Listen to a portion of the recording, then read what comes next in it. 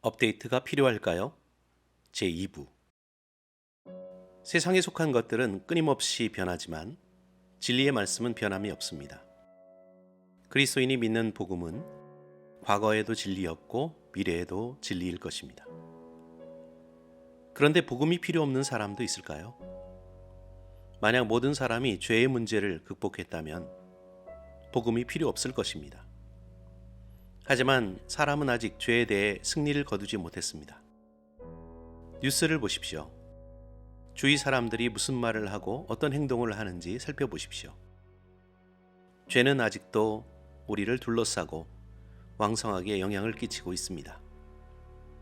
모든 사람이 죄를 범하였음에 하나님의 영광에 이르지 못하더니 라는 말씀은 사도 바울 시대에도 맞는 말씀이었고 지금도 맞는 말씀입니다.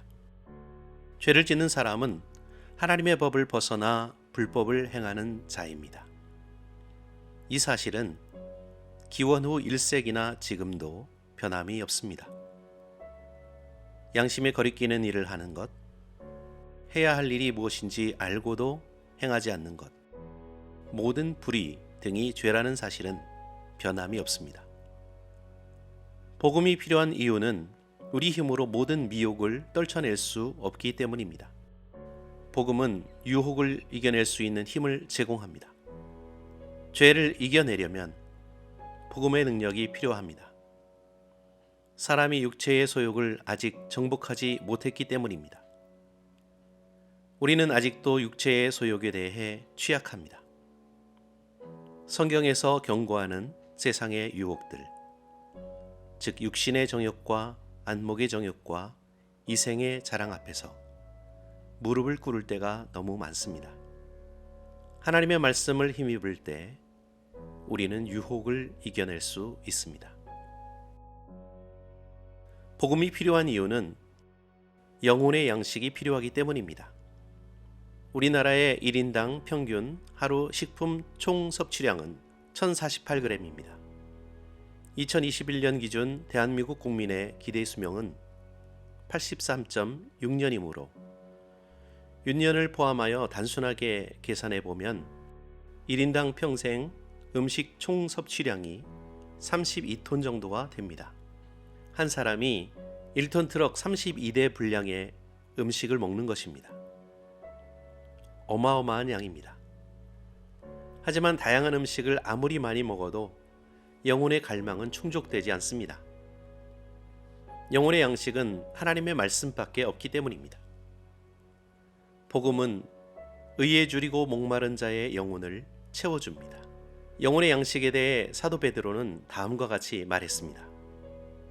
갓난아이들 같이 순전하고 신령한 젖을 사모하라. 이는 그로 말미암아 너희로 구원에 이르도록 자라게 하려 함이라. 너희가 주의 인자하심을 맛보았으면 그리하라. 여기서 순전하다는 것은 다른 것과 섞이지 않은 순수한 상태를 의미합니다. 성경에서는 말씀을 음식에 비유하는 경우가 자주 있습니다. 물, 꿀, 모유 등이 그 예입니다. 하나님의 말씀은 영혼을 위한 양식이기에 양육하고 부양하며 자라게 하는 힘을 가지고 있습니다. 우리는 하루에도 몇 번씩 음식을 먹습니다.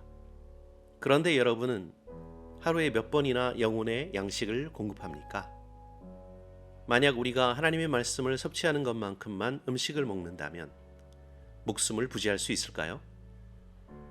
연구 결과에 보면 먹이가 없어도 새는 9일, 개는 20일, 바닷거북은 500일을 살 수 있다고 하며 뱀과 물고기 가운데는 800일, 1000일 동안이나 버틸 수 있는 것도 있다고 합니다.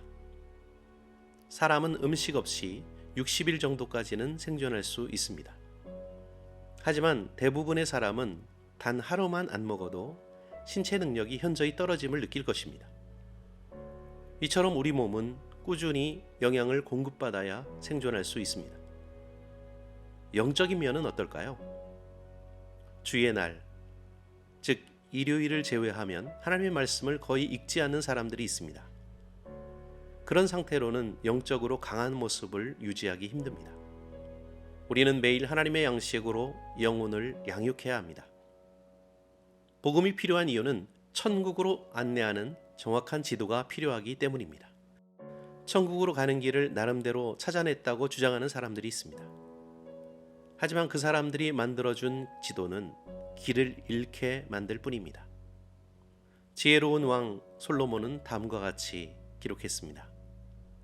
내가 깨달은 것은 오직 이것이라. 곧 하나님은 사람을 정직하게 지으셨으나 사람이 많은 꾀들을 낸 것이니라. 사람들이 꾀를 내어 나름대로 이론을 만들고 다른 사람들까지 그릇된 길로 인도하는 일은 기원 후 1세기에도 여전했습니다. 예수께서는 그러한 모습에 대해 너희가 하나님의 계명은 버리고 사람의 전통을 지키느니라 라고 하셨습니다. 또 말씀하시기를 너희가 너희 전통을 지키려고 하나님의 계명을 잘 저버리는도다 라고도 하셨습니다. 믿음만 있으면 구원을 얻는다고 생각하면서 복음의 다른 요소는 무시하는 사람들, 의롭게 살기만 하면 구원을 얻는다고 오해하는 사람들, 성령의 직접적인 역사가 있어야 구원을 얻는다고 착각하는 사람들, 한 번 구원은 영원한 구원이라고 잘못 가르치는 사람들이 자기 나름대로 정한 구원의 길을 안내하고 있습니다. 그 길을 따라갈 경우 생명으로 인도하는 좁은 길에서 멀어지게 됩니다.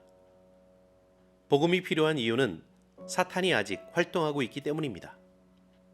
마귀는 아직도 삼킬 자를 찾아 우는 사자같이 두루 다니고 있습니다.